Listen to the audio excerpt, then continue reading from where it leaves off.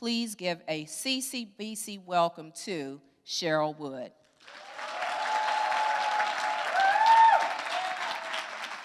What's holding you back? For me, for a really long time, it was fear. Little itty bitty 4-letter word. But I had allowed fear to convince me that I wasn't enough. That I wasn't enough to be on stages all across the world, going to country after country. In a couple months, I'm going to Africa to pour into my sisters in Africa. You mean to tell me the little girl who grew up in the hood, born and raised in a housing project, Lafayette Project in the inner city of Baltimore, Maryland, can now be stepping on stages in Africa? Why? Because God already had the plan. I just had to catch up to his plan. And that means I had to get out the way. Get out of my own way, get out of my own mind, and disconnect the conversation that fear was having with me. Because I can promise you, fear gonna call you up a couple times a day. Called me on the phone right before I came here. Hey, Cheryl. Yeah, Yeah, this is fear? Fear and self-doubt, huh? Okay, what's up? I'm on the road right now. You calling to remind me, that I grew up in poverty. You calling to remind me that, I don't have a college degree. I know. You calling to remind me that I don't have a PhD or a master's degree, so who am I? Who am I to speak to these women? Who am I to pour into their life?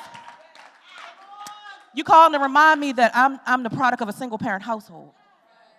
You calling to remind me that my daddy was an alcoholic who wreaked havoc in my life.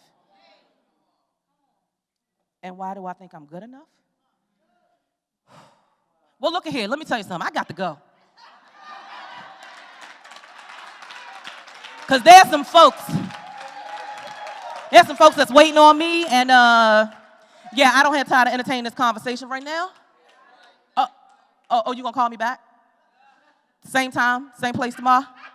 Okay, then I'll holler at you then. Okay, I got to go. Bye. Come on now. Come on. Some of y'all are having that conversation with fear. It's calling you up a couple times, like as soon as you're on the cusp of doing something great, you like, God, I'm about to jump. God, I'm about to do this thing. I'm about to leap. You got me, I got you. You got me, I got you, right? God, we about to do this. And fear shows up, you be like, okay, I'm going to do it later, God. I'm going to come back to that thing. I'm going to come back to starting that business. I'm going to come back to going back for my education. I'm going to come back to hosting that conference. I'm going to come back to writing that book. I'm going to come back to getting on stage and sharing my story. I'm going to come back to it, God. And God says, you are on limited time. And if you don't do it today, how you know you're going to get the chance to do it tomorrow? My daddy passed away 59 years young in 2009. It was the first phone call I got on Thanksgiving Day, 2009. I remember it like it was yesterday. And I go to the phone rings. I try to go and pick it up, but I missed the call because then my babies were really babies.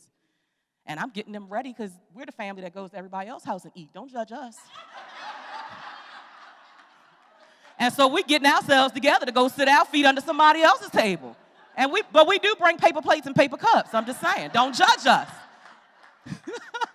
And I try to get to the phone, and I don't get to the phone, so I go back to dressing the kids, and I'm happy, and I'm elated, and I'm excited, and the phone rings again, and I don't expect it to ring 20 seconds later. But I have a little more pep in my step, and I go to the phone, and I look at the caller ID, and it says Cherie. Cherie is my twin sister. It's two of me, y'all. Can you imagine trying to handle two? Two of me. She's 2 minutes older than me. We're like this. And I see her number on the call ID, and I pick up the phone and I say, hey, girl, what's going on? I'm excited. I'm about to get me some food. And what I hear on the other end is profuse sobbing. Like I've never heard my sister sob before. And I am trying to get her to get herself together, and I'm saying, Cherie, what's wrong? Tell me what's wrong. Take a breath. Please tell me what's going on. And she finally, after me prying and prying, collects herself just enough to say 2 words. Daddy died. Thanksgiving morning, that's the first call you wake up to? 59? The closer I get to it, I'm like, that's real young. 59, never got to see 60. Passed of a massive heart attack in his sleep. And I lived in close enough proximity to my father's house where I was able to get from my house to his house. And I was there, because when you pass in your home, there is a process. And there's a medical examiner. They have to make sure there's no foul play. And I get there right as they're closing my father in a body bag. I will never forget it. As though it happened yesterday. I can still see it in my mind's eye. 59, gone. And as they close him up in a body bag and they put him on the little gurney thing, and I looked over and I see my grandmother crying, and she's now going to have to make burial arrangements for her oldest of 8 children. And as they're starting to take my father out, the lady hands me a little bag, like a little grocery bag. And it has all of my father's personals, all the stuff that was on him, on his body, his rings, his watch, his cards he had in his pants pocket, his pocket knives because he was a little cray-cray. And I just remember thinking to myself in that moment, boy, I hope he lived the life he wanted to live in 59 short years. Because there's no coming back and doing it again. There is no doing it again. There are no do-overs. So you got to make a decision every day that you wake up that you're going to be fired up to do what you've been called to do. That you're going to leave this place empty. That dash between when you were born and when you left here means something. What does it stand for? What does it represent?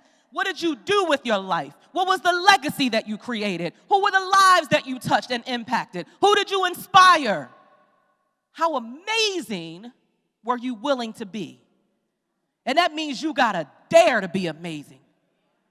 Because some people are going to make you feel like you need to dim your 100 watts to 45. When you start growing and moving and touching lives, there are going to be some people who don't have the capacity to grow with you. And you're going to be looking and waiting for their approval. Stop looking for their approval. Because God will send the people to you that will give you your approval. And it may not be the people who you even know. So if you ever go into a space and you're shining bright on 100 and they be like, oh, well, can you turn that down some? I need you to immediately exit that space and go to the places, as my mama said, Cheryl, go where you celebrated, not tolerated.